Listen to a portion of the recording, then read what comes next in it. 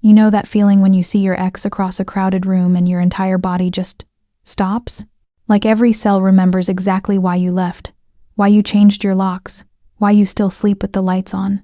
That's what happened to Melanie Carson the moment she spotted Scott Foster leaning against the marble bar, swirling whiskey like he owned the place, like he still owned her. Scott Foster. 6 feet of controlled violence in a rental suit, nursing whiskey like it was communion. Her ex.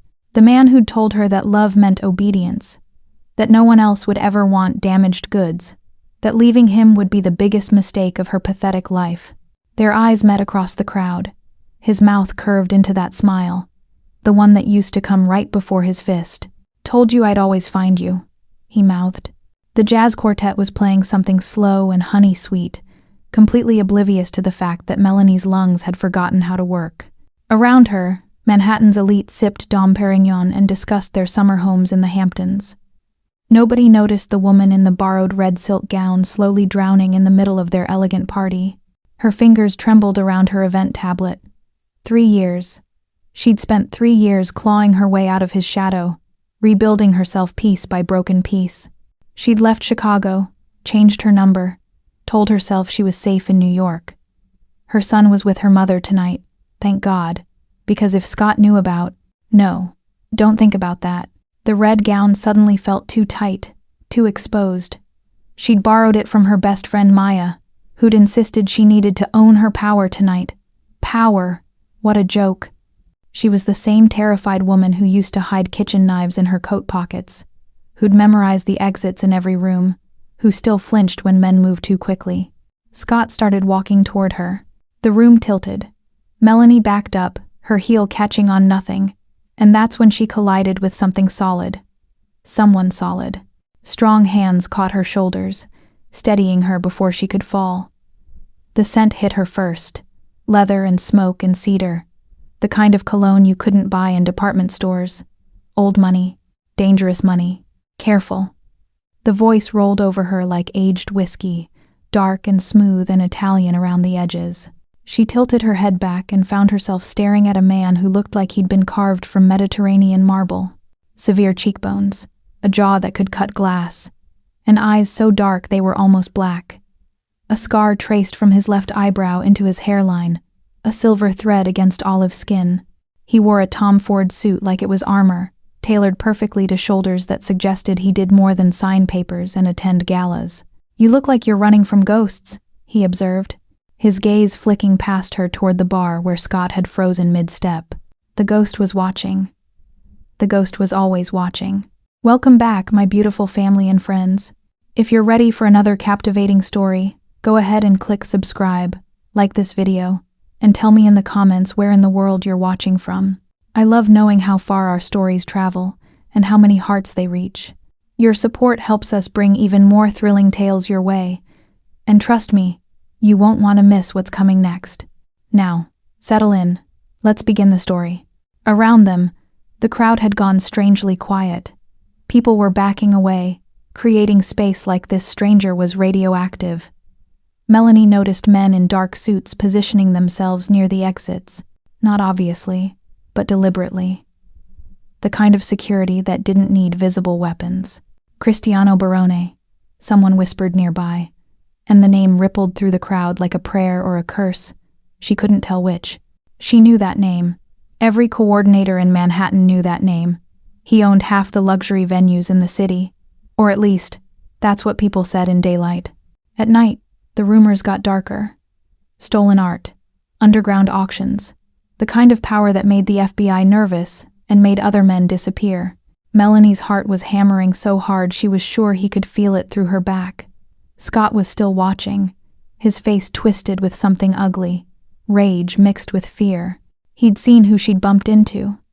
He was backing away now, slowly, like a dog that had just spotted a bigger predator.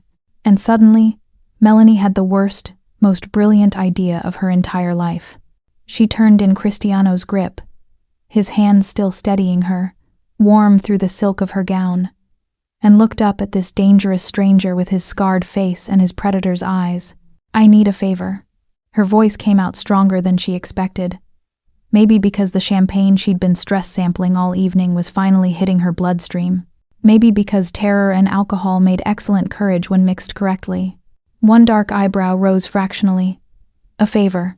Please, kiss me," she blurted, her voice barely a whisper.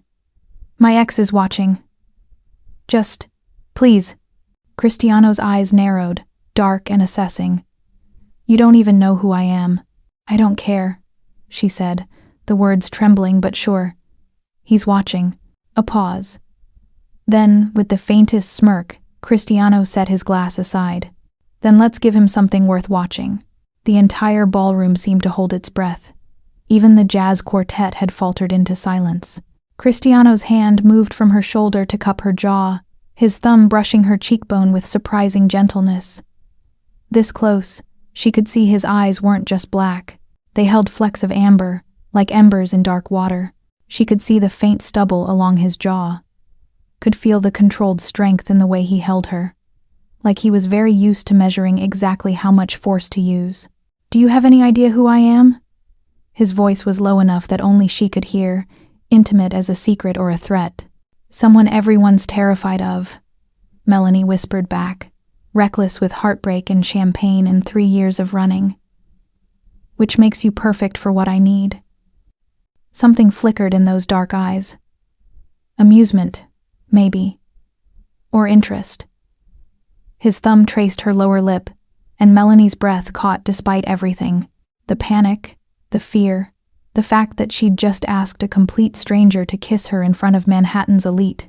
"This is a terrible idea," Cristiano murmured, but he was already lowering his head. "All my best ideas are terrible," she breathed. When his mouth touched hers, the entire world disappeared. It started as performance. Melanie was certain of that. Cristiano Barone was simply doing a desperate woman a favor, giving her a moment of dignity in front of her abusive ex, a calculated gesture from a calculated man. But somewhere between the first touch of his lips and the second breath, it stopped being theater and became something else entirely. His mouth was warm and tasted like the Macallan she'd seen him holding earlier. Smoke and complexity, and something darker underneath. His hand slid into her hair, pins scattering as he tilted her head to deepen the kiss. And Melanie forgot they had an audience.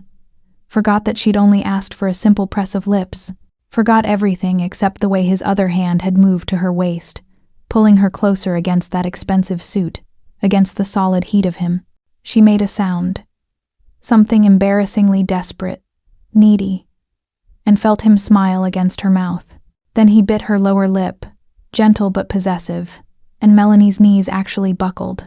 He caught her, of course, shifted his weight to support her like women fainted into his arms every day. Maybe they did. When he finally pulled back, Melanie's carefully applied lipstick was ruined, and her hair had come loose from its elegant twist. Cristiano looked completely unaffected, except for a slight darkness in his eyes and the faint trace of her lipstick on his mouth. He wiped it away with his thumb, never breaking eye contact. "Better?" he asked quietly, and his voice had gone rougher, like gravel wrapped in velvet. Melanie couldn't speak. She nodded, her fingers still clutched in his lapels, holding on like he was the only solid thing in a room that had started spinning. Over his shoulder, she saw Scott, pale, furious, backing toward the exit like the coward he'd always been. Afraid. For the first time since she'd known him, Scott Foster looked genuinely afraid. Around them, camera phones were already up. Tomorrow, this moment would be everywhere. Tabloids, social media, whispered gossip over expensive lunches. The woman in red who'd kissed Cristiano Barone under the chandeliers. She should have been terrified.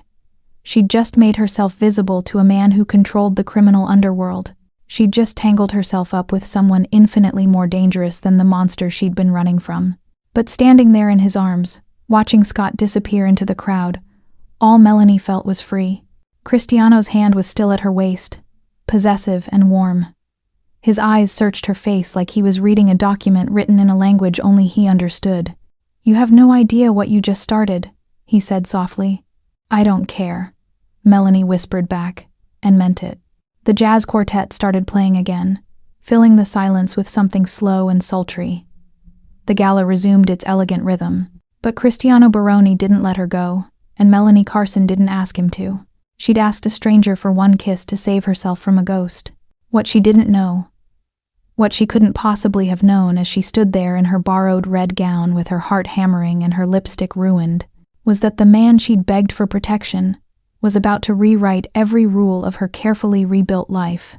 That single, desperate kiss under the Manhattan chandeliers had just ignited a chain of events that would transform her from a terrified survivor into the one woman powerful enough to stand beside a king. But that story, the one about blood and power and a love that burned like controlled fire, that story was just beginning. Melanie woke to her phone vibrating like a bomb about to detonate. 43 missed calls, 67 text messages. Her email inbox showed 312 unread. The morning light filtering through her apartment's thin curtains felt accusatory, too bright for the mess her life had become in less than 12 hours. She reached for her phone with shaking fingers and saw Maya's name lighting up the screen for the 44th time. "Tell me you didn't actually kiss Cristiano Barone last night." Maya's voice came through the second Melanie answered, breathless and panicked. "Tell me the entire internet is lying." Melanie's mouth was dry, her head pounding from the champagne and adrenaline hangover. "I can't tell you that." Oh my God, Mel. Do you have any idea?" Maya's voice broke off into rapid-fire Spanish cursing. "It's everywhere. You're on page 6. You're trending on Twitter. Someone caught the whole thing on video and it's got 3 million views. The way he kissed you, Mel, it looks like..." "Like what?" Melanie's voice came out smaller than she intended. "Like he owns you." The words hit like a fist to the sternum. Melanie hung up and opened her news app with numb fingers. The headlines screamed at her from every major outlet. Mystery woman kisses mafia. King Cristiano Barone at charity gala. Who is she? Brunette beauty caught in passionate embrace with NYC's most dangerous bachelor. Barone's new obsession. Exclusive photos inside. The photo was devastating. Cristiano's hand tangled in her hair, her body curved against his, the crystal chandeliers creating a halo effect around them like something out of a Renaissance painting. She looked like she was drowning in him. He looked like he was claiming her. 3 million people had watched her beg a stranger for a kiss. 3 million people had witnessed her desperate, reckless attempt to escape her past. And now the entire city knew her face. Her work phone started ringing. Richard Castellane, her boss at the Manhattan Grand. She closed her eyes and answered, "My office, 9 a.m. Don't be late." He hung up before she could respond. The meeting lasted 4 minutes. Richard stood behind his desk like a judge delivering sentence, his face red with contained fury. Unprofessional conduct. Fraternizing with guests. Creating a spectacle that's turned this hotel into a circus. "I'm suspending you for 2 weeks without pay pending an internal review." "Richard, I can explain." "Explain what, Melanie? That you decided to make out with a known criminal in the middle of our most important charity event? That you've turned us into tabloid fodder?" His voice dropped, getting colder. "You're lucky I don't fire you on the spot. 2 weeks. And if I were you, I'd spend that time figuring out how to make this disaster disappear." She walked out of the hotel through the service entrance, hood up, head down. But the photographers were already waiting. Flashbulbs exploded in her face, voices shouting questions she couldn't process. "Miss, what's your name? Are you and Barone in a relationship? How long have you known him? Is it true you're a former?" She ran. Literally ran down Madison Avenue in her work flats, her laptop bag bouncing against her hip, until she couldn't hear them anymore. She didn't stop until she reached her apartment building in Hell's Kitchen, a 40-year-old walk-up that smelled like cooking oil and yesterday's garbage. Her hands were shaking so badly she could barely get her key in the lock. Inside, she locked the door, threw the deadbolt, and slid down to sit on her threadbare carpet. Her phone buzzed again. Unknown number. She almost didn't answer, but something made her. Scott's voice poured through the speaker like poison. "You think hiding behind another man will save you?" His laugh was vicious, sharp as broken glass. "You think Cristiano Barone gives a damn about some charity case he kissed at a party? I saw the way you begged him, Melanie. The whole room saw it. You looked pathetic." Her throat closed up, but she forced words out. "Stay away from me." "Or what, you'll call your new boyfriend? Another laugh, crueler this time. He'll get tired of you, they always do. And when he does, I'll be right here, waiting. Because you're mine. You'll always be mine. And I'm going to make sure he regrets ever touching what belongs to me. The line went dead. Melanie sat there on her floor, staring at nothing, feeling the old fear crawling back under her skin like parasites. She'd been so stupid, so reckless. One kiss had painted a target on her back. And maybe on Cristiano's too, though he probably didn't even remember her name. She was nobody, an event coordinator who'd gotten suspended for one moment of desperate courage. And he was Cristiano Barone, a man who moved through the world like he owned it, who probably had a different woman in a red dress every week. That kiss meant nothing to him, everything to her. She'd destroyed her life for a stranger who'd already forgotten she existed. The knock came at 7 p.m., just as darkness was settling over the city. 3 sharp raps, controlled and precise, not frantic like Maya's usual knock, not aggressive like Scott's pounding used to be, just calm, patient, certain. Melanie looked through the peephole and her heart stopped. Cristiano Barone stood in her dingy hallway like a wolf in a henhouse, utterly out of place and completely unbothered by it. He'd traded the Tom Ford suit for dark jeans and a black button-down, but he still looked like money and danger wrapped in Italian tailoring. 2 men flanked him, massive, silent, wearing the kind of suits that concealed weapons. She thought about not answering, about pretending she wasn't home, about, "I know you're there, Melanie." His voice came through the cheap door, accented and calm. "We need to talk." How did he know her name? How did he know where she lived? Stupid question. Men like Cristiano Barone knew everything. She opened the door but left the chain on, peering through the gap. Up close, in the fluorescent hallway light, he looked tired. Not physically. He still radiated that controlled power. But something in his eyes suggested he hadn't slept, that he'd been dealing with something complicated. "How did you find me?" "You worked the event." His gaze swept over her face, cataloging details. "Your information was in the staff database. It wasn't difficult." "That's not comforting." "It wasn't meant to be." He tilted his head slightly, studying her. "Your ex-boyfriend called you today. Left a voicemail threatening both of us." Ice flooded her veins. "How do you—" "I've been monitoring his phone since last night." Cristiano said it like he was discussing the weather, like casual surveillance was normal. Scott Foster, 34, works in commercial real estate, has a history of domestic violence charges that his family's lawyers made disappear. He's angry that you embarrassed him. Angry that you're alive and rebuilding. He's planning to make it worse. Melanie's hand tightened on the doorframe. "That's my problem, not yours. You made it my problem when you kissed me in front of 300 witnesses."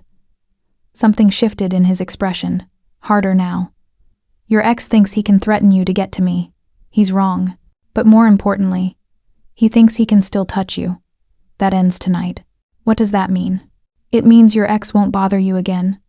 My men made sure of that." The casual way he said it made her blood run cold. "What did you do?" "Nothing permanent." A slight pause. "Yet.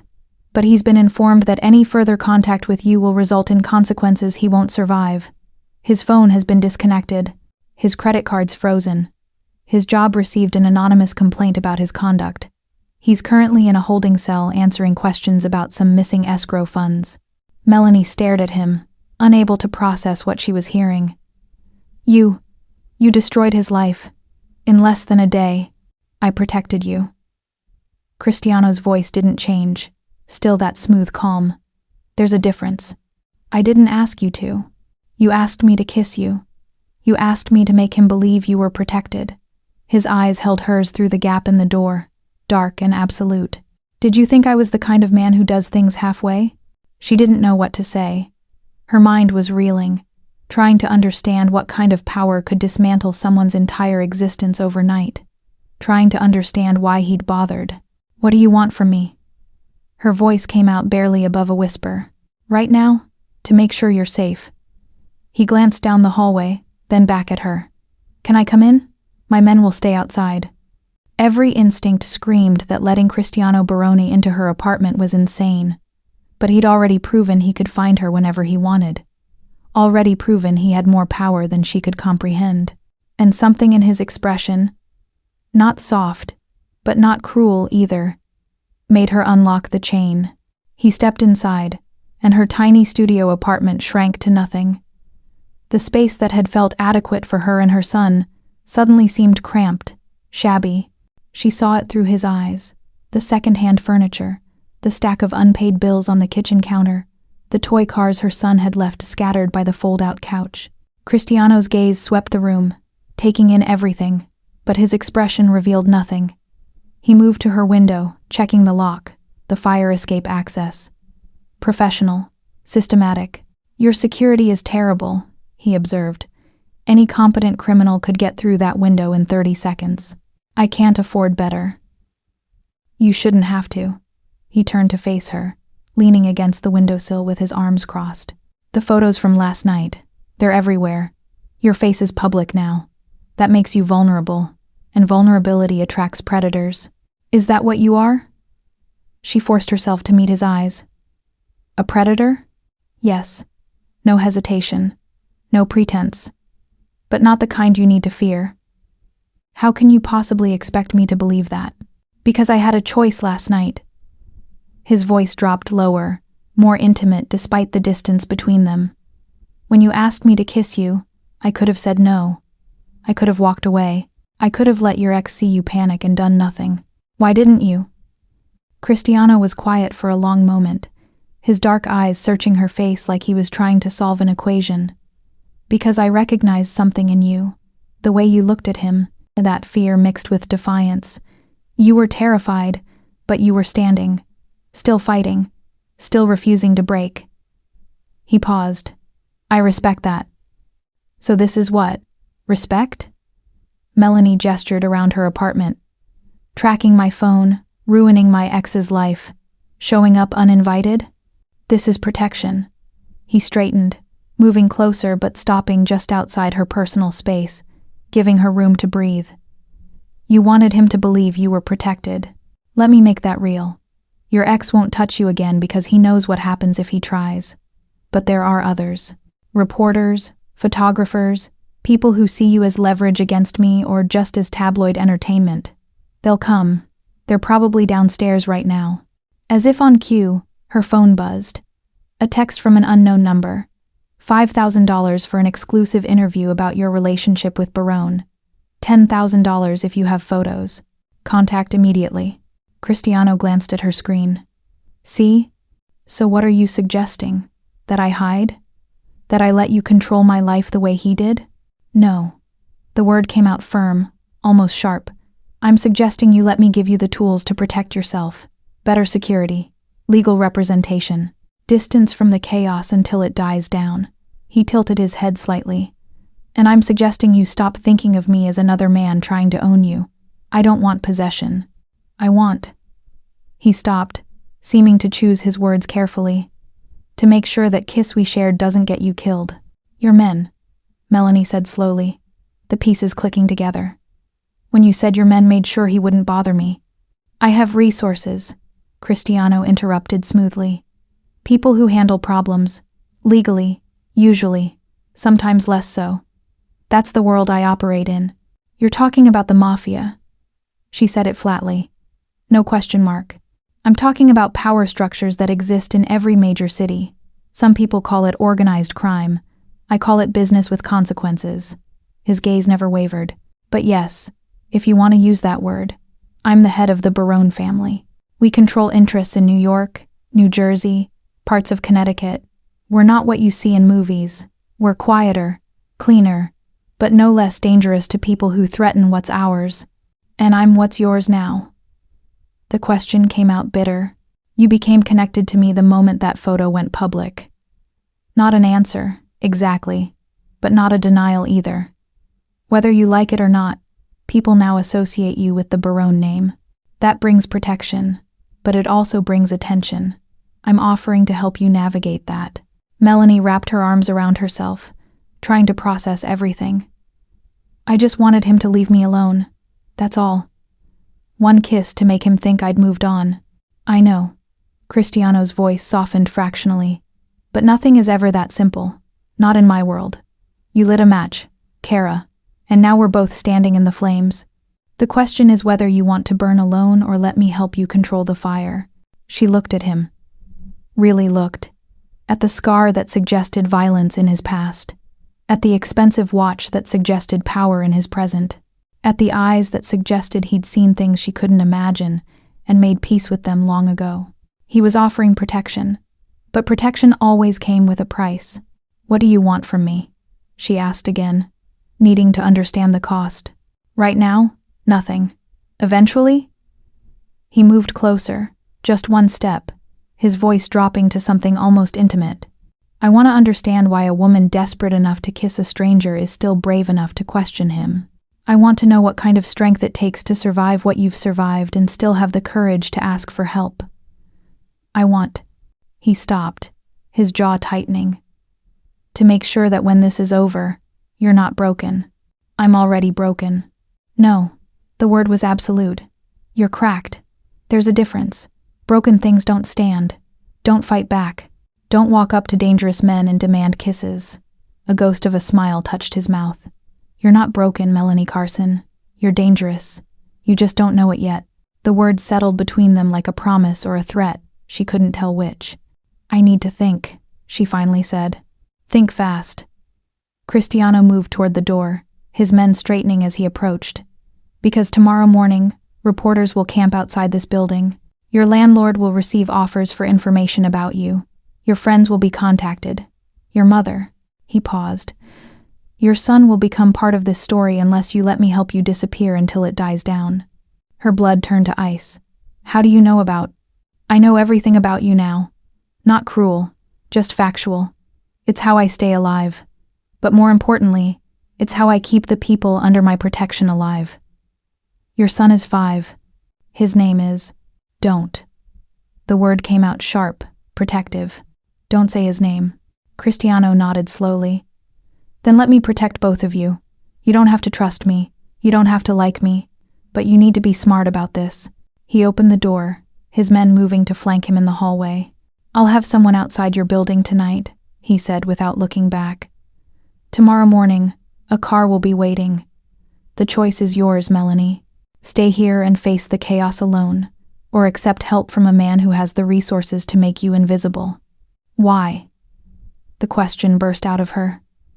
"Why do you even care? You don't know me. That kiss was nothing to you." Cristiano turned, his dark eyes meeting hers across the threshold. "If it was nothing, I wouldn't be here." Then he was gone, disappearing down the stairs with his silent guards, leaving Melanie standing in her doorway with her heart hammering and her world tilting on its axis. She closed the door, locked it, slid down to sit on the floor again. Her phone buzzed with another message. Another offer for an interview, then another, then another. Through her window, she could see a black SUV parking across the street, could see a man in a dark suit taking up position near her building's entrance. Cristiano's protection, or his surveillance, maybe both. She thought about calling Maya, thought about calling her mother, thought about packing a bag and running again, the way she'd run from Chicago. But running hadn't saved her before, and somehow, impossibly, a man she'd kissed under chandeliers had just offered her something she'd been searching for since she'd escaped Scott 3 years ago. The power to stop hiding. She just had to decide if she was brave enough, or desperate enough, to take it from the hands of a man who controlled the city's underworld. Outside her window, the black SUV's engine idled, patient and waiting. The choice was hers, for now. The car arrived at 7 a.m. Melanie hadn't slept. She'd spent the night pacing her studio apartment, phone in hand, watching unknown numbers light up her screen like Christmas decorations made of anxiety. The SUV across the street never moved, its presence both threatening and comforting in a way that made her head hurt. At 6:30, she'd called her mother. "Take Jamie to your sister's in Connecticut," she'd said, trying to keep the panic out of her voice. "Don't tell me where. Don't tell anyone. I'll explain later." Her mother, bless her, hadn't asked questions, just said okay in that tone mothers use when they know their daughters are drowning but also know better than to argue when the water's already over their heads. By 7, Melanie had showered, dressed in jeans and a sweater, and packed a bag she prayed she wouldn't need. The knock was different this time. Soft, almost apologetic. She opened the door to find a woman. Early 30s, dark hair pulled into a severe bun, dressed in a charcoal pantsuit that screamed expensive competence. "Miss Carson, not a question. My name is Sophia Marchetti. Mr. Barone sent me to escort you. The car is downstairs." Her voice was professional, but her eyes held something like sympathy. "The reporters arrived 10 minutes ago. We should move quickly." "I haven't decided." "Then decide in the car," Sophia interrupted gently, "because in about 30 seconds, they're going to realize which apartment is yours, and this hallway will become a nightmare." As if choreographed, voices erupted from the stairwell, footsteps pounding upward, a man shouting, "Fourth floor." Someone said fourth floor. Sophia's hand was suddenly on Melanie's elbow, firm but not controlling. Now would be good. They moved fast. Down the fire escape instead of the main stairs, Sophia navigating the rusted metal in her heels like she'd done this 1,000 times before. A black Mercedes waited in the alley, engine running, rear door already open. Melanie climbed in, and the door shut behind her with the solid thunk of German engineering and bulletproof glass. Cristiano sat in the far corner of the back seat, dressed in a navy suit that probably cost more than her monthly rent. Scrolling through his phone like orchestrating escapes was just another Tuesday morning task. He glanced up as the car pulled away from her building, taking in her overnight bag and the exhaustion in her face. "You didn't sleep." "Funny thing about having your life implode," Melanie said, aiming for sarcasm, but landing somewhere closer to exhaustion. "It interferes with rest. Coffee." He handed her a to-go cup from some place she'd never heard of, probably because it only served people who owned small countries. "You take it black, 2 sugars. Sophia did her research. Melanie took the cup because she needed the caffeine more than she needed pride. "Where are we going?" "Somewhere safe. Somewhere you can breathe without cameras in your face." He pocketed his phone, giving her his full attention. "And somewhere we can talk about what happens next." "Which is?" "That depends on you." The city slid past the tinted windows. Early morning Manhattan transforming from nightmare to something almost beautiful in the soft light. They crossed the bridge, and Melanie watched her tiny apartment building disappear behind them, wondering if she'd ever see it again. The drive took 40 minutes, heading north into Westchester. The neighborhoods got wealthier with every mile, from cramped buildings to brownstones to estates hidden behind iron gates.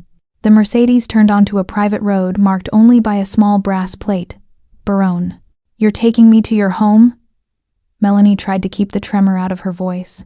"To my sanctuary," Cristiano corrected. "There's a difference." The gates opened automatically, and Melanie's breath caught. Barone Manor wasn't a house. It was a statement. 3 stories of limestone and glass, modern architecture somehow managing to look both aggressively contemporary and timelessly elegant. Gardens stretched across manicured lawns. A fountain, actual marble fountain, dominated the circular drive. Beyond it, she could see the Hudson River glittering in the morning sun. "This is insane," she whispered. "This is protection." The car stopped at the entrance, and Cristiano climbed out, extending his hand to help her. "Welcome to the safest place in New York." Sophia and 2 other security personnel moved with them, creating a protective bubble Melanie could feel even in the open air. They entered through doors that probably weighed more than her car, into a foyer that could have held her entire apartment 3 times over. Marble floors. Original artwork she vaguely recognized from museum visits. A staircase that curved upward like something from a movie about rich people's problems.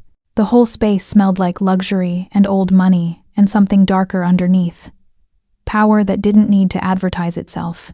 "How many people live here?" Melanie asked, her voice echoing slightly. "Just me. And now, temporarily, you." Cristiano gestured toward a room off the main hallway. A library with floor-to-ceiling bookshelves and leather furniture that looked like it cost more than her education. "Sit. We'll talk." She sat because her legs were shaking. Cristiano took the chair across from her, not the dominant position behind the desk, but something closer to equal footing. Sophia appeared with water and fruit, then disappeared like a ghost. "I want you to understand something," Cristiano began, his elbows on his knees, hands clasped. This isn't kidnapping. You can leave whenever you want, but if you leave now, you walk back into that chaos. The reporters, the speculation, the danger. Your face is public. Your name is connected to mine. That doesn't disappear just because you're uncomfortable. So this is a cage, Melanie said flatly. This is an opportunity. He leaned back, studying her. The world thinks you're mine. Let's use that. Stay here until the noise dies down. A week, maybe 2. Let me provide security while you figure out your next move. In the meantime, you're under the protection of the Barone name, which means anyone trying to hurt you has to go through me first. And what do you get out of this? Something flickered across his face. Too quick to read. Peace of mind that the woman I kissed doesn't end up in the Hudson because some tabloid photographer pushed too hard. And honestly, he met her eyes. You interest me. A woman brave enough or desperate enough to kiss a stranger, smart enough to know I'm dangerous, and still here asking questions instead of running. That's rare. So I'm what? Entertainment. You're a variable I didn't anticipate. Not quite an answer. And I don't like unanticipated variables, which means I'd rather have you close where I can understand you. That's not comforting. It's not meant to be comforting. It's meant to be honest. He stood, moving to the window overlooking the grounds.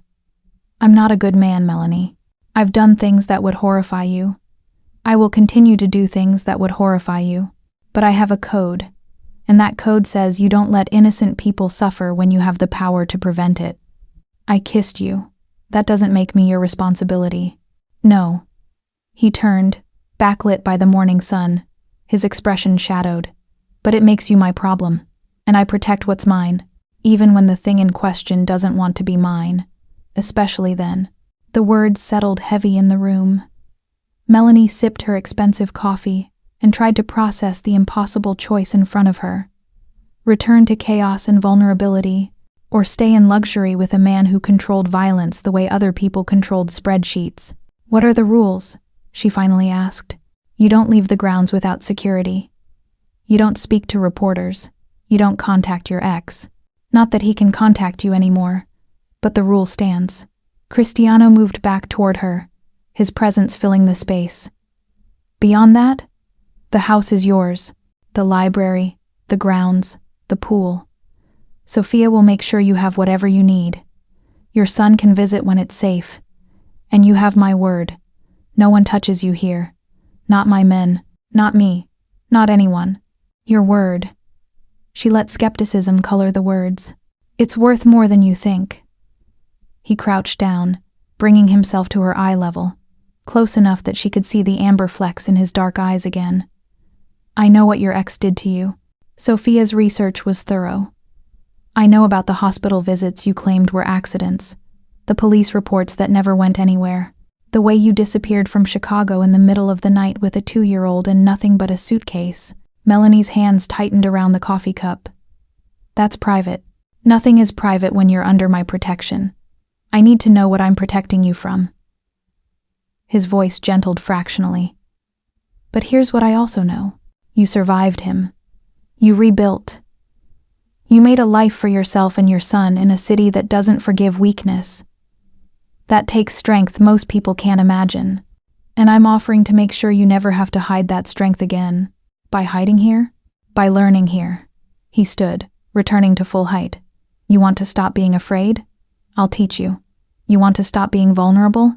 I'll show you how to read danger before it arrives. You want to make sure your ex never touches you or your son again?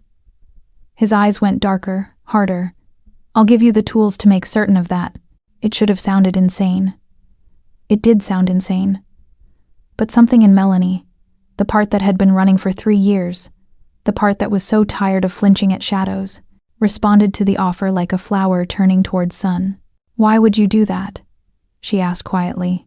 Because I recognize a survivor when I see one, and survivors shouldn't have to spend their lives surviving. Eventually, they should get to live.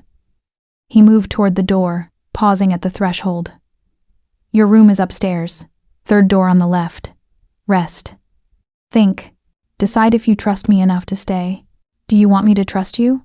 Cristiano looked back, his expression unreadable. I want you to understand me. Trust can come later. He left her in the library with her cooling coffee and impossible thoughts. Through the windows, she could see the grounds stretching toward the river.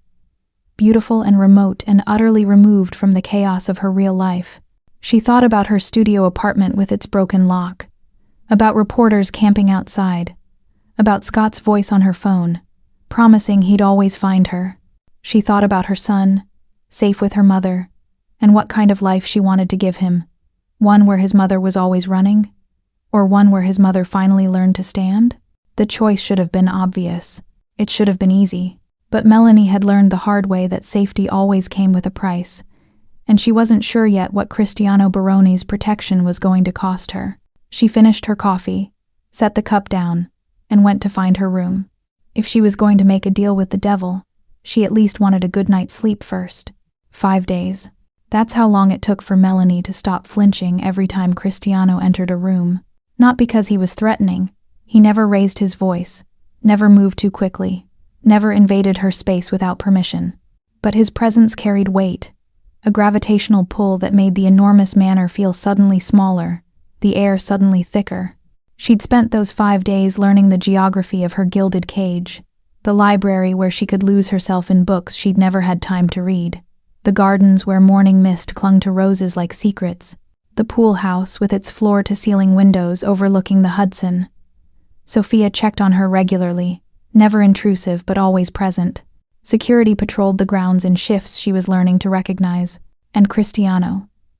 Cristiano moved through it all like a shark through water, silent and lethal and strangely beautiful. She'd watched him from the library window, taking calls in Italian that sounded like negotiations or threats or both. Watched him in the gym at dawn, moving through forms that looked like martial arts but felt more like controlled violence. Watched him at dinner, the few times he actually sat down to eat, cutting his food with the same precision he probably used to cut through people's lives. On the 6th day, he found her in the library, curled into one of the leather chairs with a book she wasn't actually reading. "You've been avoiding me," he observed, not sitting, just standing in the doorway like he was giving her space to run if she needed it. "I've been processing." "And what have you processed?" Melanie closed the book. "That this is real. That I'm actually staying in a mansion owned by a mafia boss. That my face is still on tabloids, but at least I'm not dealing with reporters. That my son is safe. That I have no idea what happens next." "What do you want to happen next?" The question caught her off guard. "I want to go back to work. I want my normal life back. I want..." She stopped, because the truth was harder than the lie. "I want to stop being afraid." Cristiano moved into the room properly now, sitting in the chair across from her, in the same positions they'd taken that first morning, like they were establishing some kind of ritual. "Then let's start there. What are you afraid of? Besides the obvious?" She gestured vaguely at him, at the house, at everything. "I'm afraid Scott will find a way to hurt my son. I'm afraid I'll never be safe. I'm afraid I'll spend my whole life looking over my shoulder. Those are reasonable fears. Thank you for validating my anxiety," she said dryly. A ghost of a smile touched his mouth. "What if I told you they were also solvable? I'd ask what the catch is." "The catch is you have to stop thinking like a victim." He leaned forward slightly, his intensity focused entirely on her.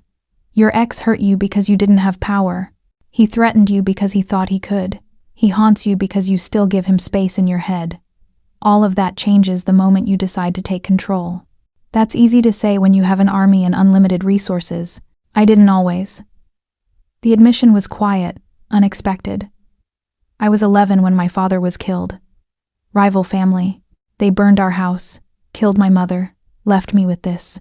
He touched the scar on his face almost absently. "And a choice. Die quietly or learn to become dangerous. I chose danger." Melanie stared at him, seeing past the expensive suit and controlled power to the boy who'd survived something unspeakable. "I'm sorry. I'm not." His eyes met hers, unflinching. "Because that night taught me the most important lesson of my life. Fear is only powerful if you're alone. Stop being alone. Stop being afraid." "Is that what you're offering? Company?" "I'm offering education." He stood, moving to the bookshelf, pulling down a slim volume. Tonight. Dinner. Then we start. Start what? Teaching you to stop running. The dinner was intimate. Just the two of them at a table that could have seated 20. Candles providing the only light. The food was Italian, probably prepared by some chef who'd won awards Melanie had never heard of, and it tasted like comfort and danger mixed together. Cristiano ate slowly, watching her over his wine glass. Tell me about him, he said finally. Not the police report version, the real version. Melanie's fork stopped halfway to her mouth. Why? Because I need to understand what you're recovering from. And because you need to say it out loud to someone who won't flinch. She set down her fork. He was charming at first. That's the cliché, right? They always are. Scott was ambitious, successful, told me I was beautiful when I sang at this jazz club in Chicago. Made me feel like I was the only woman in the world. Her voice went flat, mechanical. Then we moved in together and he started controlling everything. What I wore, who I talked to, where I went. When I questioned it, he'd tell me it was love, that he was protecting me. And when you pushed back? He pushed harder. She met Cristiano's eyes, refusing to look away. The first time he hit me, I was pregnant. 3 months. He said I'd embarrassed him at a work dinner by laughing too loud. Split my lip, then cried and apologized and swore it would never happen again. She laughed bitterly. It happened again, and again. And by the time my son was born, I was too afraid to leave, too broken to think I could survive without him. Cristiano's knuckles had gone white around his wine glass, but his expression remained controlled. What changed? He went after Jamie. My son was 2, crying because he was sick, and Scott grabbed him. Her voice cracked. He was going to hurt my baby. So I grabbed the lamp, hit Scott hard enough to knock him down, and ran. Took Jamie, 1 suitcase, and disappeared into New York. The silence that followed was heavy, charged with something dangerous. I'm going to kill him, Cristiano said conversationally, like he was discussing dessert options. Eventually. When it won't create problems for you. But he's going to die for touching you, for threatening your son, for making you believe you were anything less than. He stopped, jaw working. Then what? Extraordinary. The word came out rough, like it cost him something. You survived, rebuilt, protected your child. Most people break under that kind of trauma. You're still here. Still fighting. That's not weakness, Melanie. That's steel. Something in her chest loosened at the words. Not healed, but acknowledged, seen. So what now? She asked quietly. Now we teach you to weaponize that steel. He stood, extending his hand. Come with me. She followed him through the manor, downstairs she hadn't explored, into a basement that had been converted into something between a gym and a training facility. Mats covered the floor. Equipment lined the walls. It smelled like sweat and determination. Self-defense? Melanie guessed. Awareness first, defense second, offense third. Cristiano shrugged off his suit jacket, rolling up his sleeves to reveal forearms marked with scars and what might have been old tattoos. Most people think fighting is about strength. It's not. It's about reading intention before it becomes action. It's about making yourself a harder target than the next person. It's about projecting confidence even when you're terrified. He moved to the center of the mat, gesturing for her to join him. Stand there. Now, I'm going to walk toward you. Tell me what you notice. He approached slowly, and Melanie forced herself not to step back, forced herself to watch him the way he'd been watching her, cataloging details. Your hands, she said. They're relaxed. If you were going to hit me, they'd be tense. Good. What else? Your eyes.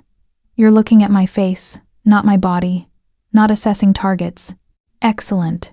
He stopped an arm's length away. Now, tell me what your body wants to do. Run. Why? Because you're in my space. Because you're bigger. Because... She stopped, forcing honesty. Because you're a man and men have hurt me. And if I were Scott?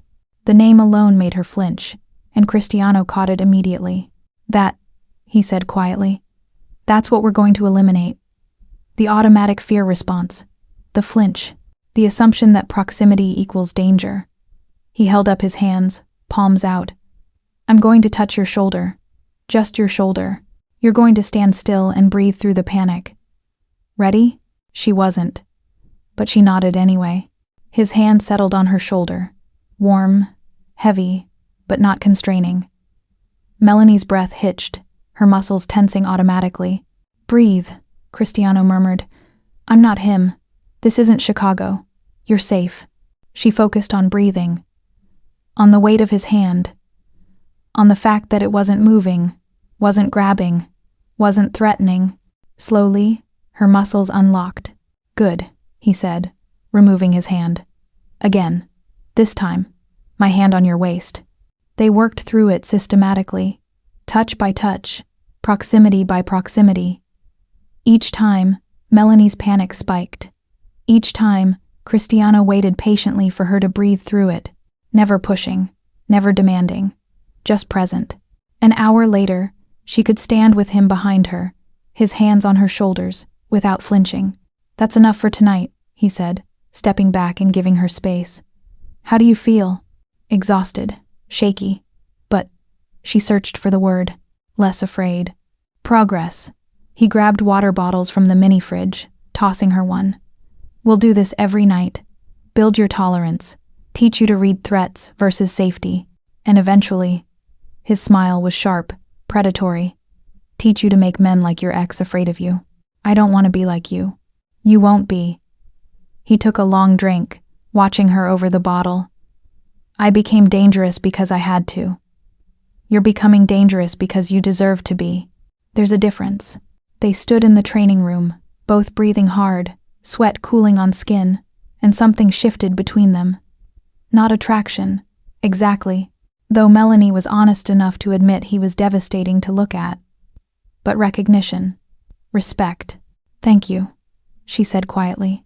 Don't thank me yet. Cristiano moved toward the stairs. We're just getting started. The days developed a rhythm after that. Mornings, Melanie would read or walk the grounds with Sophia, learning the layout, memorizing exits without even realizing she was doing it. Afternoons, she'd video call Jamie, her heart aching at his smile, at the normalcy of her mother's house in Connecticut. Evenings, she'd have dinner with Cristiano, sometimes silent, sometimes filled with conversation that ranged from books to politics, to the mechanics of running an empire built on shadows. And nights. Nights were training. Cristiano taught her to read body language, to spot intention in the set of shoulders, the angle of approach. Taught her where to strike to disable rather than anger. Taught her that silence could be more intimidating than screaming, that stillness projected more power than frantic movement. Never let fear make your voice small, he told her on the 8th night, circling her on the mat like a predator teaching prey to become a predator. Even silence can be a gun, but when you speak like you expect to be obeyed. I'm not you, Melanie countered, blocking his advance with the technique he'd shown her. No, you're better. He swept her legs, controlled, giving her time to fall safely. I command through fear, you could command through respect. Much more powerful. She hit the mat, rolled, came up in a crouch. You're trying to build my confidence. I'm trying to show you what you already are. He extended his hand to help her up. You survived, Scott. You protected your son. You walked up to a stranger at a party and demanded help. That's not weakness, Kara. That's a woman who knows what she wants and takes it. His hand was warm, calloused, strong. Melanie let him pull her up, and suddenly they were too close, breathing the same air, the training session shifting into something else.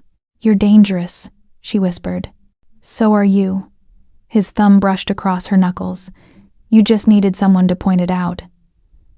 The moment stretched, tension building like a storm about to break.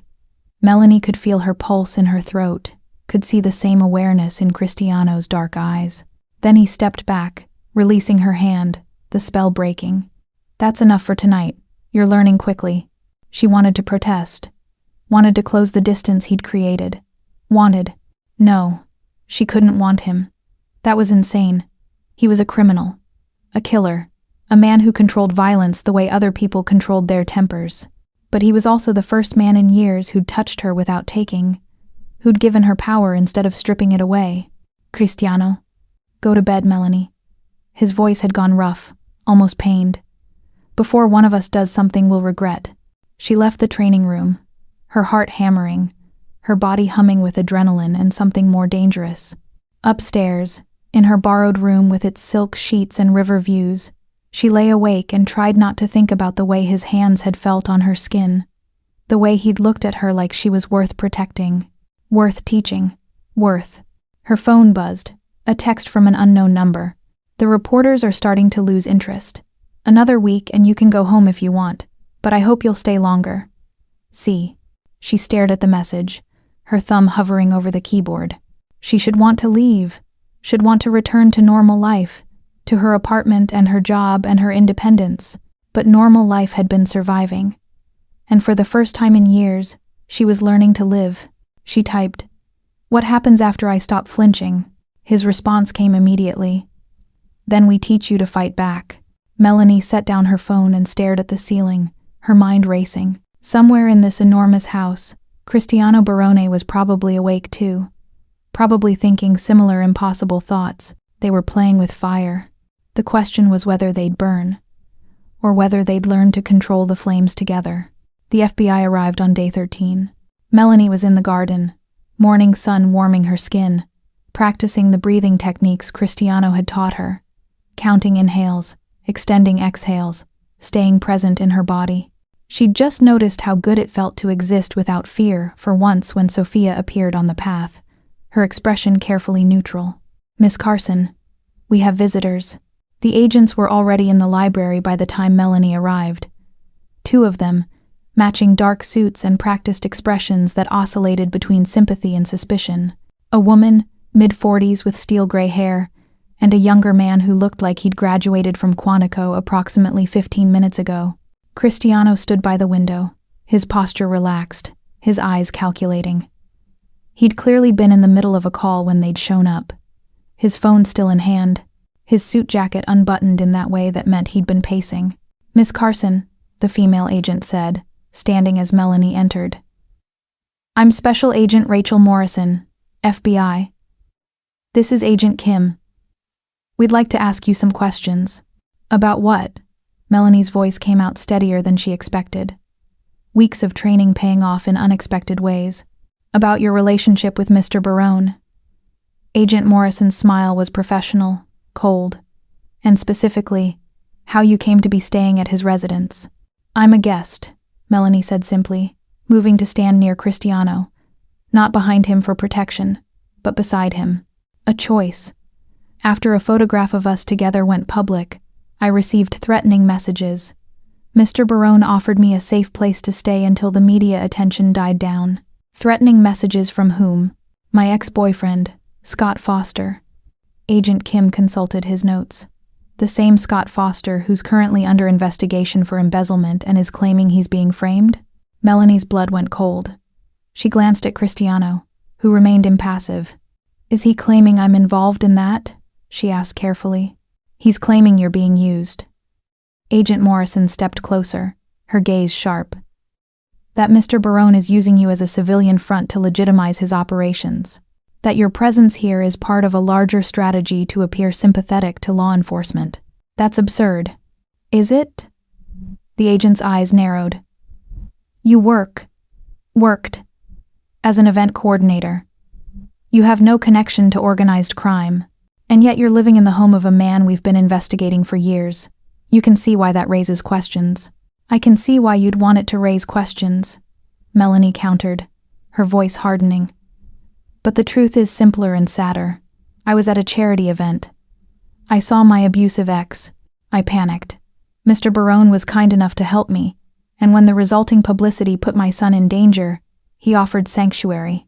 That's it. There's no conspiracy." Agent Morrison exchanged a look with her partner. "Your ex-boyfriend claims Mr. Barone's organization has been harassing him, freezing accounts, interfering with his business, threatening him." "Good," Melanie said flatly, surprising herself. "He beat me for 2 years. He threatened to hurt my child. If someone's finally making him face consequences, I'm not going to apologize for that. Even if those consequences are illegal." "Are you asking if I know about Mr. Barone's business practices?" Melanie held the agent's gaze. I don't. Are you asking if I care that my abuser is suffering? I don't. Are you asking me to betray someone who's protected me and my son when the legal system failed to do so? She paused. Then no. I won't help you. Cristiano's hand found hers. A brief touch, there and gone, but warm, supportive. Agent Morrison's expression shifted, something like respect flickering across her features. Miss Carson, we're not trying to victimize you further, but you need to understand who you're involved with. I understand perfectly, Melanie said quietly. Better than you think. The agents left with warnings and business cards and thinly veiled threats about obstruction.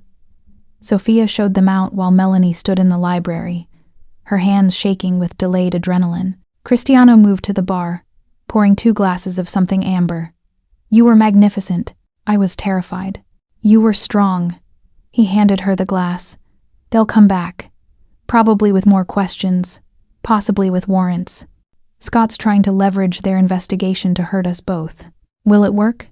Not if you stay consistent. He sipped his drink, studying her over the rim. But you need to understand what you just committed to. By refusing to cooperate, you've tied yourself to me in the FBI's eyes. They'll assume you know more than you're saying. They'll dig into your life, your finances, your history. Let them. The words surprised her, but she meant them.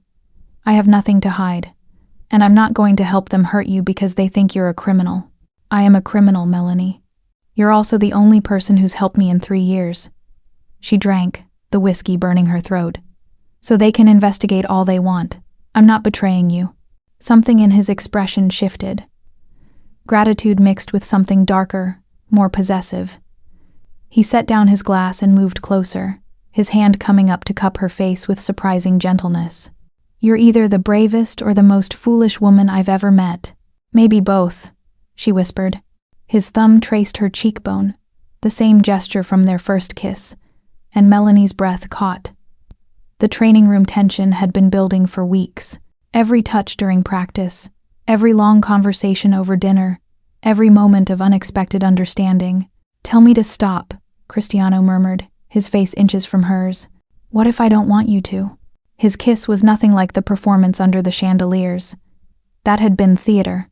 This was real, controlled, but desperate, like he'd been holding back for weeks and had finally reached his limit. His hand slid into her hair, the other wrapping around her waist, pulling her against him. Melanie kissed him back, pouring 3 years of fear and loneliness and desperate hope into it. Her hands fisted in his shirt, holding on like he was the only solid thing in a world that kept trying to drown her. When they finally broke apart, both breathing hard, Cristiano pressed his forehead to hers. This is a terrible idea, he said roughly. All my best ideas are terrible. She smiled, echoing her own words from that first night. Remember? Melanie. They'll come for you again, she interrupted, suddenly certain. The FBI, Scott, whoever else thinks they can hurt you. And I'm not running, not anymore. So either accept that I'm staying, or... He kissed her again, cutting off the ultimatum, and she felt him smile against her mouth. Stubborn, he murmured. You taught me that. I'm a terrible influence. The best kind. They stood in the library, wrapped around each other, while outside the world continued to hunt them both. But for that moment, for that stolen fragment of time, Melanie wasn't afraid. She'd found something worth fighting for that wasn't just survival. She'd found someone who saw her scars and called them strength. And when Cristiano Barone held her like she was something precious instead of something broken, Melanie finally understood what power really meant. Not controlling others, but refusing to let anyone control you. The ghost of Scott Foster could return with agents and accusations and all the rage in the world. She wasn't running anymore. She was learning to stand. And beside her, teaching her every step of the way, was the most dangerous man in New York, who looked at her like she was the dangerous one, which meant Scott Foster had made his biggest mistake the night he'd smirked at her from that bar. He'd forced her to find protection from a man who never did anything halfway. And Cristiano Barone had just declared, silently, through action rather than words, that Melanie Carson was his to protect, which meant Scott's days were numbered. They both knew it. The only question was how long the ghost would take to realize he was already dead. 3 weeks became a month became 6. The FBI circled like sharks, but Melanie gave them nothing. Agent Morrison returned twice more, each time with sharper questions and softer threats. Each time, Melanie sat across from her in Cristiano's library and repeated the same truth. She was a guest, she knew nothing about his business, and she refused to be weaponized against a man who'd shown her more respect than the legal system ever had. The tabloids eventually moved on to fresher scandals. Her suspension ended, but Melanie didn't go back to the Manhattan Grand. Instead, she found herself in Cristiano's office one morning, staring at paperwork for the Barone Foundation, a charity he'd been funding quietly for years, helping businesses in struggling neighborhoods. "I want to redirect this," she told him, her finger tracing the mission statement, "toward women leaving abusive situations, housing assistance, legal aid, job placement, the things I needed and couldn't find." Cristiano looked up from his laptop, something unreadable in his expression. "You want to run it?" "I want to transform it." She met his eyes. "You built this to clean money and create goodwill. Let me build something that actually saves lives." He studied her for a long moment, then closed his laptop. "Do it. Whatever you need. Resources, contacts, space. It's yours." "Just like that?" "You've done what I never could," he said quietly. "You turned fear into grace. You survived hell and came out wanting to help others survive theirs. That's not something I can teach. That's who you are." The foundation became her cathedral. She met with lawyers, social workers, women who'd escaped situations that mirrored her own. She secured a building in Brooklyn, nothing fancy, but safe, with beds and counselors and guards who understood that protection meant more than muscle. Cristiano watched her transformation with something like awe. She moved through his world now with confidence, speaking to his associates with the same calm authority she used in board meetings. When a DeLuca captain made a crude comment about her role, she'd looked at him with such withering contempt that he'd apologized before Cristiano could reach for his gun. "You're dangerous," Cristiano told her one night, watching her review applications at his desk, her hair piled up, reading glasses perched on her nose. "You keep saying that." "Because it keeps being true." He moved behind her chair, his hands settling on her shoulders. "The FBI thinks you're my weakness. They're wrong. You're my mirror. You show me what power looks like when it's used for something besides control." She tilted her head back to look at him. "Are you getting philosophical on me?" "I'm getting honest with you." His hands moved to cup her face, thumbs brushing her cheekbones in that gesture that had become theirs. "I love you, Melanie Carson. I've loved you since you begged me to kiss you with terror in your eyes and steel in your spine. And I need you to know that before everything gets worse." Her heart stopped. "Worse how?" "Scott's working with the DeLucas now. They think hurting you will hurt me. They're right." His jaw tightened. "I've increased security. Sophia doesn't leave your side when you're at the foundation. But if he makes a move..." "We handle it together," Melanie interrupted, standing, turning to face him fully. "I love you too, and I'm not running from this fight." Their kiss was fierce, desperate, full of everything they hadn't said in the months of circling each other. Cristiano lifted her onto the desk, scattering papers, his hands in her hair, her legs wrapping around his waist. "I should have told you weeks ago," he murmured against her mouth. "You showed me every day." Her hands framed his face, forcing him to meet her eyes. "You taught me to stop flinching, to stop hiding, to believe I was worth protecting. That's better than words." They made love in his office while the city glittered beyond the windows, while danger circled closer, while the ghost of her past prepared his final move. For those stolen hours, love felt possible. Then her phone rang at 3 a.m. with a number she didn't recognize. Cristiano answered, his voice sleep-rough and immediately sharp. "Who is this?" Melanie heard Scott's laugh through the speaker, venomous and triumphant. "Tell her I have her son. Tell her if she wants to see him alive, she comes alone. No cops, no mafia boyfriend, just her." A pause. "The old warehouse on Pier 47, 1 hour. And Cristiano, if I see any of your men, the kid dies first." The line went dead. Melanie was already moving, throwing on clothes with shaking hands, but Cristiano caught her wrist. "You're not going alone. He has my son. And I have an army." His eyes were black, absolute. "We're getting Jamie back. But we're doing it smart, not desperate," he said. I don't care what he said. Cristiano was already on his phone, calling in his network. He's dead. He just doesn't know it yet. Cristiano's fury was a living thing, controlled but lethal, burning through Brooklyn like wildfire. Within 20 minutes, the Barone network had mobilized. Cars appeared from nowhere. Dark sedans with darker windows, carrying men whose eyes held the kind of violence that didn't need advertising. Sophia had already pulled up blueprints of Pier 47, marking exits, weak points, sight lines. "He's using the boy as bait," Sophia said, her voice clinical. "He wants you there, Melanie, to leverage against Cristiano." Classic hostage negotiation, except he's too stupid to realize he's negotiating with someone who doesn't negotiate. Classic hostage negotiating. Melanie couldn't breathe properly. Jamie, her baby, alone with that monster in a warehouse full of God knew what. "We don't have time for strategy," he said 1 hour, "and we'll be there in 45 minutes, but we're going in prepared." Cristiano's hand found hers, squeezed once. "I will get your son back. I will end Scott Foster. And I will make sure everyone who helped him understands what happens when they touch my family. My family." The words wrapped around her heart like armor. They drove in convoy. 3 cars, 12 men, enough firepower to start a small war. Melanie rode with Cristiano, watching the city blur past, every second an eternity. She'd changed into dark clothes at Sophia's insistence, practical boots instead of heels, her hair pulled back. "If shooting starts, you stay behind me," Cristiano said, checking his weapon with practiced efficiency. "No arguments. If he's hurt Jamie, then I'll let you watch me destroy him." His eyes met hers, cold and absolute. "But first we get your son out alive. Everything else is secondary." The warehouse loomed against the East River, abandoned and rotting, the kind of place where bad things happened and nobody looked too closely.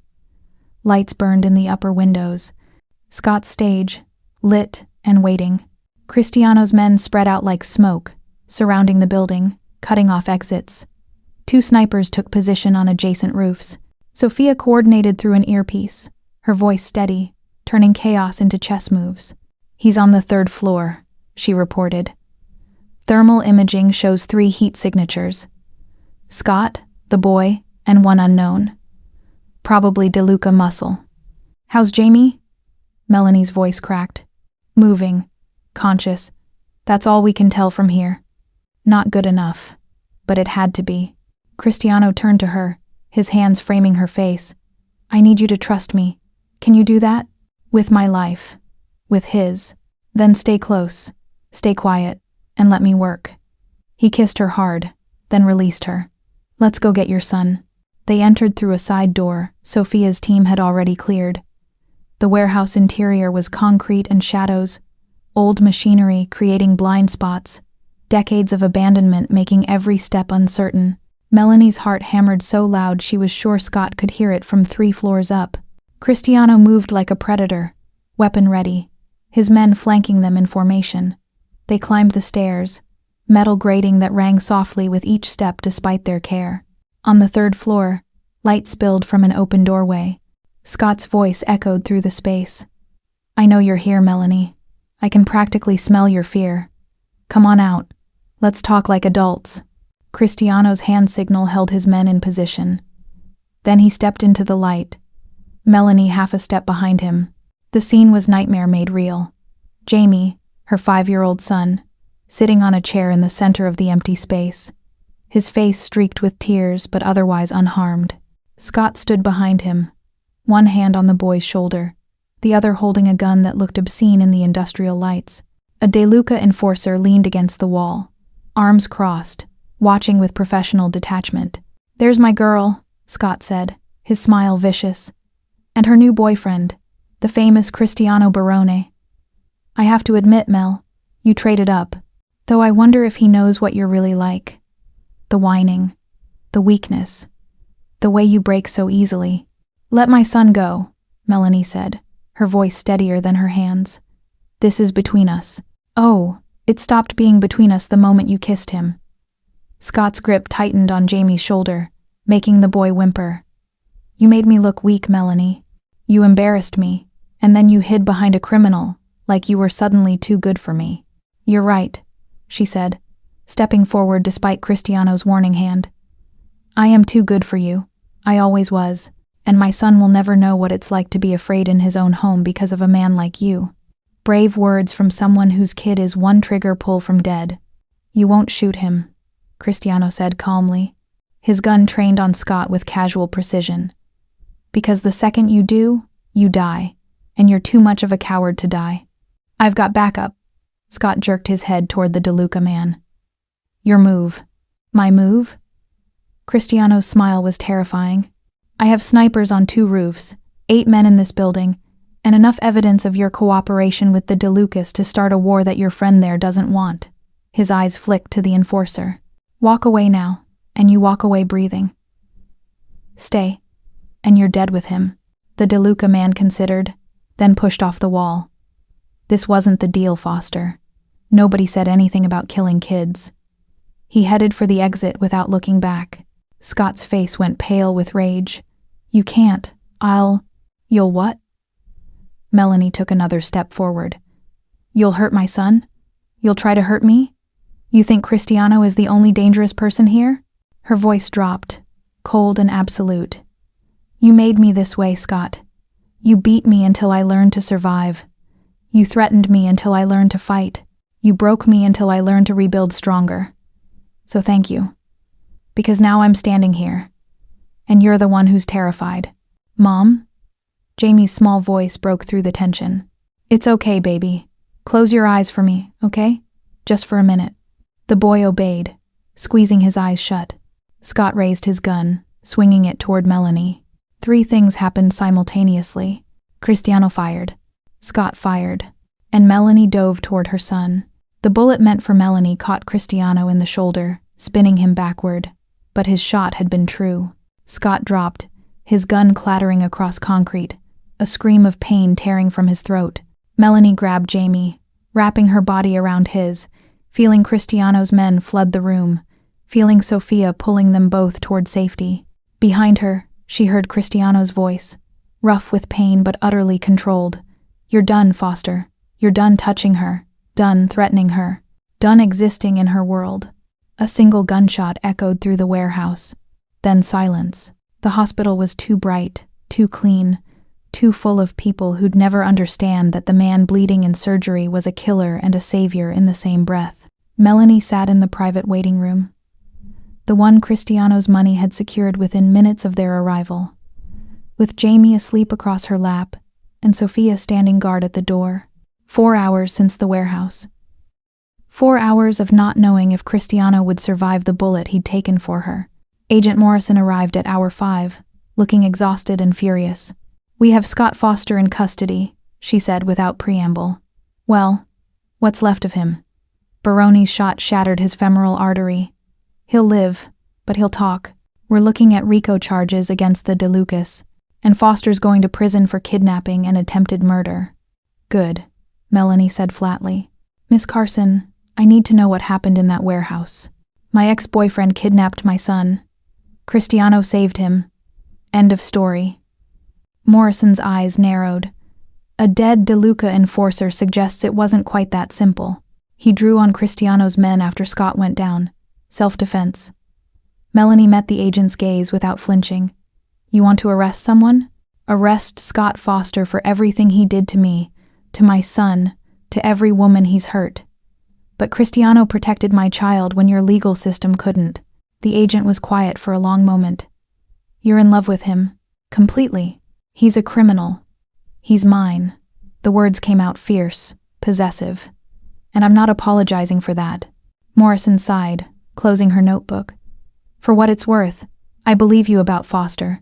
And off the record, I'm glad Barone was there tonight. She stood, heading for the door. But this isn't over, Miss Carson. The DeLucas will retaliate. The FBI will keep investigating. You've chosen a dangerous life. I chose a free life, Melanie corrected. Everything else is just details. Cristiano woke at dawn, groggy from anesthesia and immediately trying to sit up. Melanie pressed him back down with gentle force. Jamie's fine. Safe. Asleep in the next room with your men guarding him like he's royalty. And you? Still here. Still yours. She brushed hair from his forehead, careful of the IV lines. You took a bullet for my son. I'd take 1,000 for him. For you. His hand found hers, squeezed weakly. Is Foster alive, talking, going to prison for a very long time? She paused. The DeLuca enforcer didn't make it. Good. No remorse in his voice. Just fact. Cristiano, the FBI, already handled. Sophia's been coordinating with our lawyers. Self-defense, witness statements. It's clean. He tried to sit up again, wincing. But the DeLucas are backing off, Sophia said from the doorway. I've been fielding calls all night. They don't want a war over Foster. He wasn't worth it to them. Just a pawn they used and abandoned. Melanie watched something pass between Cristiano and Sophia. Unspoken communication built on years of trust. What happened to their family interests while I was in surgery? Cristiano asked. Sophia's smile was sharp. Strange things. Shipments delayed. Bank accounts frozen pending investigation. Their legitimate businesses suddenly facing health inspections. Nothing permanent. Just a reminder of what you could do if they push. And their response? Request for a sit-down. Peace terms. They'll leave you alone if you leave them alone. Cristiano nodded slowly, then looked at Melanie. Your call. This is your life now too. Do we negotiate or do we destroy them? The question hung in the air. Melanie thought about power, about violence, about the cost of revenge versus the price of peace. She thought about Jamie asleep in the next room, innocent and safe because of the man bleeding in this hospital bed. We negotiate, she said finally. But from strength. They need to understand that touching us, any of us, means their empire burns. Can you make that clear without starting a war? I can make that crystal clear, Cristiano said softly, pride lighting his eyes despite the pain. When did you get so strategic? You taught me. She leaned down, kissed him gently. You taught me everything. 2 weeks later, Melanie stood in Cristiano's office, their office now, reviewing the peace agreement with the DeLucas while he recovered. His men looked to her for decisions. His associates called her for approval. Somewhere in the chaos of kidnapping and bullets and blood, she'd stopped being the woman under Cristiano's protection and become his partner. When he was finally strong enough to leave the hospital, she drove him home herself, Sophia following in the security detail. You've been running my empire, Cristiano observed, watching her navigate Manhattan traffic with calm efficiency. Our empire, she corrected, and I've been maintaining it, not running it. There's a difference. Is there? His hand found hers on the gear shift. Because from where I'm sitting, you've made 3 business decisions that increased our legitimate revenue, negotiated peace with our biggest rivals, and reorganized security protocols to be more efficient. That's not maintenance. That's leadership. I had a good teacher. You had potential, he countered. I just pointed it out. Back at the manor, with Jamie running through the gardens under Sophia's watchful eye, they stood in the library where everything had started. You were never my weakness, Cristiano said, pulling her close despite the protests from his healing shoulder. You were the reason I stopped hiding behind power. You showed me what it looks like to be strong without being cruel, to lead without controlling, to love without possessing. Melanie smiled against his chest. And you were the reason I learned to use my power instead of fearing it. You taught me that survival isn't enough, that I deserve to live, not just exist. We're quite the pair. We're perfect.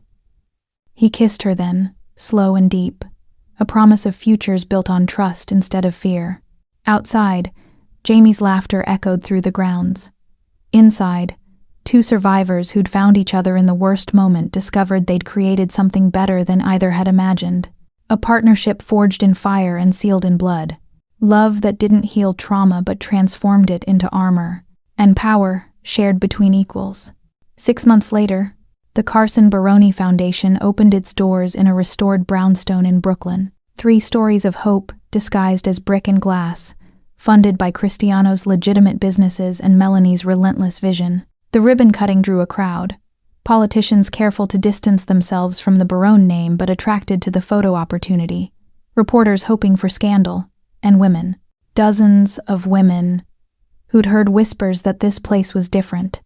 That here, safety didn't come with conditions. Melanie stood at the podium in a navy dress that was both professional and powerful, her son in the front row between Cristiano and Sofia. She'd written a speech, practiced it a dozen times, but standing there, looking at the faces watching her, women who saw their own stories reflected in hers. She set the notes aside. "I'm Melanie Carson Barone," she began, and the hyphenated name still felt new on her tongue.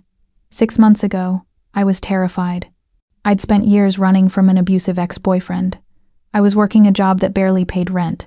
I was surviving, not living. And then I made a choice that changed everything. I asked for help.